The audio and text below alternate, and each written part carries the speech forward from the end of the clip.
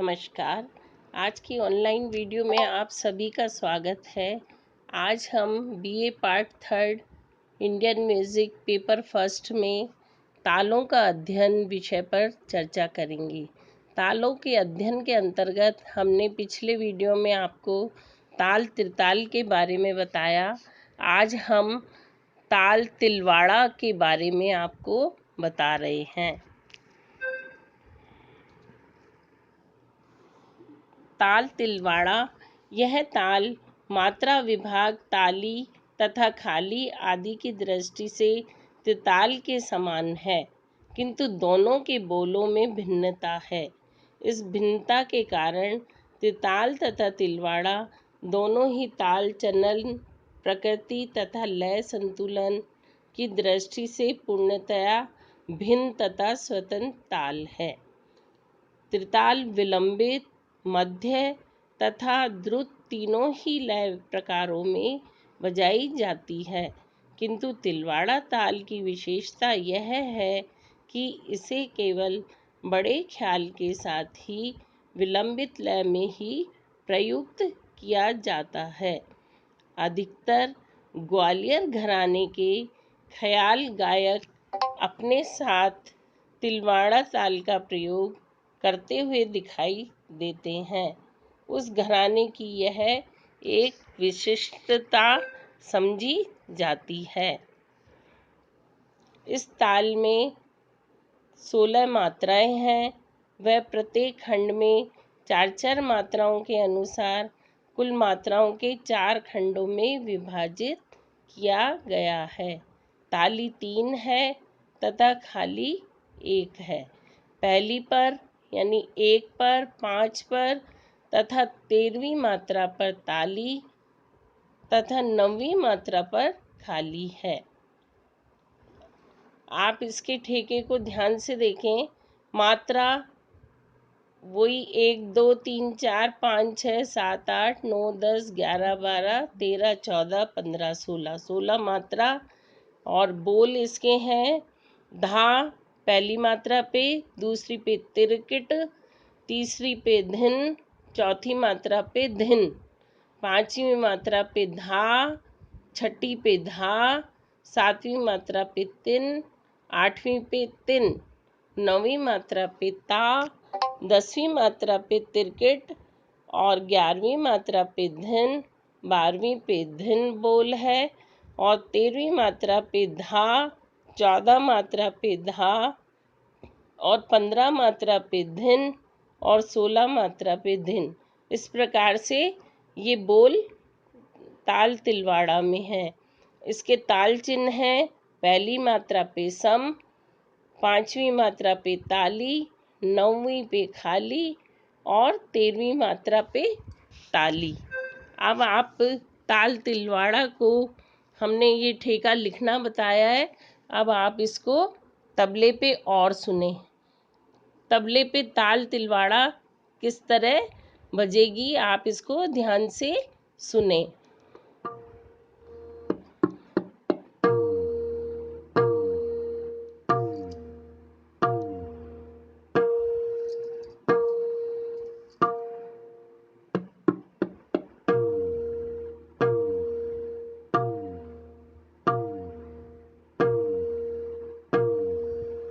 धा तिर किट धिन, धिन धा, धा तिन, तिन ता, तिर किट धिन, धिन धा, धा धिन, धिन। फिर सुने। धा तिर किट धिन, धिन धा, धा तिन, तिन ता, तिर किट धिन, धिन धा, धा धिन, धिन धा। इस तरह से आपने सुना ताल तिलवाड़ा का ये ठेका। अब आप इसको दुगुन में कैसे लिखते हैं, उसमें दुगुन में पहला प्रकार आप देखिए।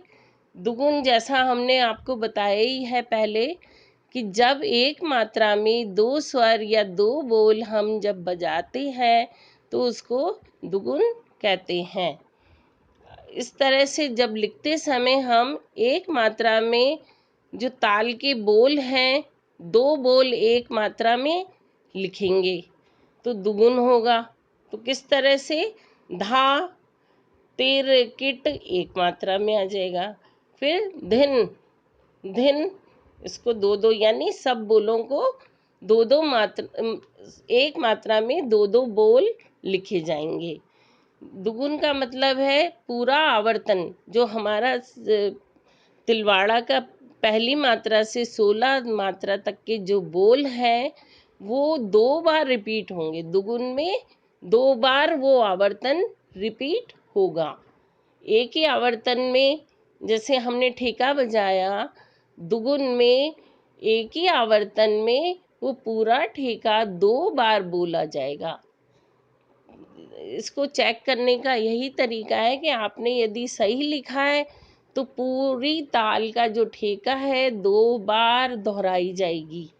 दो बार हम इसको दो दो, क्योंकि दो दो बोल आ रहे हैं एक मात्रा में, तो पूरी ताल दो बार रिपीट होगी। 8 मात्रा में पूरी ताल का ठेका आ जाना चाहिए और 9वीं मात्रा से वापस 16 मात्रा तक फिर वापस एक बार और बजेगा।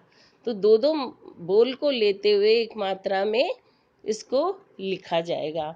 इस तरह से आप इसको तालिका में और इसको समझें देख के। दुगुन का दूसरा प्रकार ये है कि 16 मात्रा की, जैसे तिलवाड़ा 16 मात्रा की है तो पहले जो 8 मात्रा तक तो सिंगल ठेका, यानी सिंगल बोल चलेंगे। धा तिर किट धिन, धिन धा धा तिन, तिन, और 9वीं मात्रा से इसको दुगुन को लिखा जाएगा। तो एक ही आवर्तन में ये दुगुन लिखने का तरीका है। तब हम इसको 9वीं मात्रा से दुगुन को लिखेंगे। इसको आप और अच्छे से देखें। 9वीं मात्रा पे धा तिरकिट आ जाएगा, 10वीं मात्रा पे धिन धिन, और 11 पे धा धा, फिर 12 मात्रा पे तिन तिन, और 13वीं मात्रा पे ता तिरकिट, और फिर 14 पे धिन धिन, और फिर 15वीं मात्रा पे धा धा, और फिर 16वीं मात्रा पे धिन धिन। यानी एक ही आवर्तन में जब हम दुगुन लिखेंगे तो उसको हम 9वीं मात्रा से दुगुन को लिखा जाएगा। और जब एक ही मात्रा में पूरे आवर्तन में जब हम दुगुन लिखेंगे तो पहली मात्रा से ही ताल को दो दो एक मात्रा में दो दो बोल को लेते हुए पूरे आवर्तन में हमने लिखेंगे। हमने ये दोनों प्रकार आपको बताए। आप ध्यान से इसको समझें और इस तालिका में देख के इसको और समझने का प्रयास करें। अब इसी तरह से हमने तिगुन बता रहे हैं। तिगुन में क्या है कि जब एक मात्रा में 3 स्वर या 3 बोल हम बजाते अथवा गाते हैं तो वो तिगुन कहलाता है। तिगुन की परिभाषा पहले हमने आपको समझा चुके हैं। फिर तिगुन को लिखने का तरीका वही, एक ही आवर्तन में जब तिगुन लिखेंगे तो एक मात्रा में 3-3 बोल लिखे जाएंगे। धा तिरकिट धिन धिन जैसे ये चल रहा है। फिर इसको आप तिगुन में यानी 3-3 बोलों को लेते हुए ये लिखा जाएगा। तिगुन का दूसरा प्रकार, यानी जो हमने एक तो है पूरे आवर्तन में आपको तिगुन लिखना है। दूसरे प्रकार में हम इसको 10वीं, ये जो धा तिरकिट धिन धिन धा धा तिन तिन ता, फिर तिरकिट धिन, फिर यानी 10.5 मात्रा, 10.5 मात्रा के बाद अवग्रह लिख के वहाँ से तिगुन शुरू हो जाएगा। धा तिरकिट धिन धिन धा धा तिन तिन ता तिरकिट धिन धिन धा धा धिन धिन। ये एक ही आवर्तन में लिखने का तरीका है। चौगुन में पहला प्रकार वही पूरे आवर्तन में लिखना है। यानी एक मात्रा में जब हम 4 स्वर या 4 बोल बजाएंगे तो वह चौगुन कहलाता है। चौगुन को लिखने का तरीका भी यही है कि आप जब एक मात्रा में 4 बोल लिखेंगे तो ये चौगुन है। तो एक ही आवर्तन में, पहला तरीका है एक ही आवर्तन में लिखना, तो एक मात्रा में 4-4 बोल लिखे जाएंगे। जैसा आपको ये पिक्चर में भी दिखाया जा रहा है। धा तिरकिट धिन धिन 4 बोल आ गए, फिर धा धा तिन तिन, इन चारों बोलों को ले लिया, फिर ता तिरकिट धिन धिन, है ना। तो इस तरह से 4-4 बोल लेते हुए हम लिखेंगे। चौगुन को भी चेक करने का तरीका ये है कि वापस पूरा आवर्तन, यानी एक आवर्तन में हम इसको पूरी 4 बार ताल का जो आवर्तन है, 4 बार बोल रिपीट होंगे पूरे आवर्तन के। यानी पहली मात्रा से 16 मात्रा तक के जो बोल हैं वो 4 बार रिपीट होंगे। यदि हम चौगुन लिख रहे हैं तो 4 बार रिपीट होंगे, तिगुन लिख रहे हैं तो 3 बार होंगे, चौगुन में 4 बार होंगे। तो आप इसको पहले प्रकार में पूरे आवर्तन में लिखना है। और दूसरा प्रकार जो हमारा चौगुन लिखने का है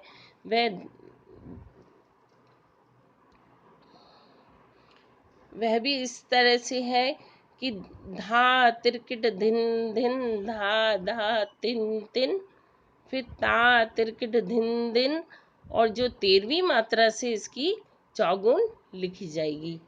यानी 16 मात्रा का अपना ठेका है, तो लास्ट की जो 4 मात्राएं हैं 13, 14, 15 और 16, तो 13वीं मात्रा पे धा तिरकिट ये आ जाएगा धिन धिन, फिर 14 पे धा धा तिन तिन, फिर 15वीं मात्रा पे ता तिरकिट धिन धिन, और 16 मात्रा पे धा धा धिन धिन।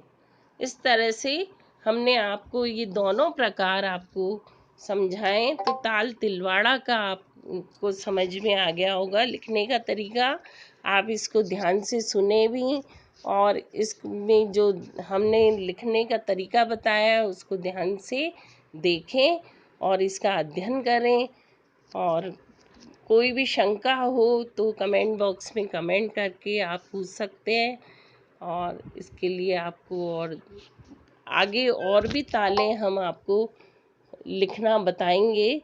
तो हम और तालों का अध्ययन इसी क्रम में आगे निरंतर व्याख्यान में देंगे। आप ध्यान से इसको रोज़ देखें और सुनें। धन्यवाद।